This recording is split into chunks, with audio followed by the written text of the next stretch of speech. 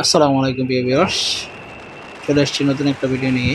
আর আজকে ভিডিওতে দেখছি শোলাকিয়া মাঠে কীভাবে যাবেন।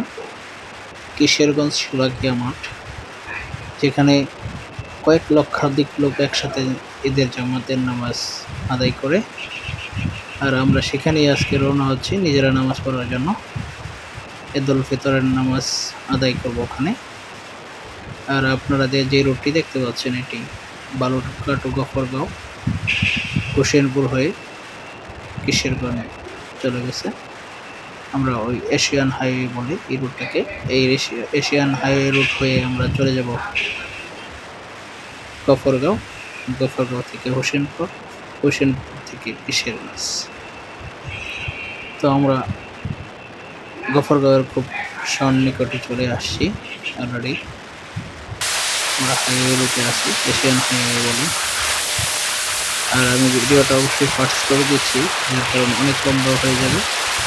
আর অনেক লম্বা ভিডিও কেউ দেখতে চাই না, যার কারণে এখানে ফাস্ট করে দিচ্ছি। আর আমরা বাইক দিয়ে যাচ্ছি, এই গফরগাঁও রেল লাইন ক্রস করলাম। আপনারা চাইলে অন্য কোনো যানবাহনে যেতে পারবেন। সিএনজি চলে, অটোরিক্সা চলে, বাস চলে, বা ব্যক্তিগত গাড়ি চলে, বা গফরগাঁও বাজারে এসে সিএনজি পাবেন জামতলা মোড়ে। তো আমরা অলরেডি কথা বলতে বলতে চলে আসছি হোসেনপুর বাজারে। হোসেনপুর বাজার থেকে সোজা বরাবর যে রাস্তা রয়েছে সেটাই কিশোরগঞ্জের দিকে। তো আমরা যাচ্ছি কিশোরগঞ্জের উদ্দেশ্যে রওনা হয়েছি। এখন আমরা আছি হোসেনপুর। গফরগাঁও পার হয়ে হোসেনপুর চলে আসছি। হোসেনপুর আরেকটা থানা। তো গফরগাঁও থেকে 20 থেকে 18 কিলোমিটার হবে কিশোরগঞ্জ।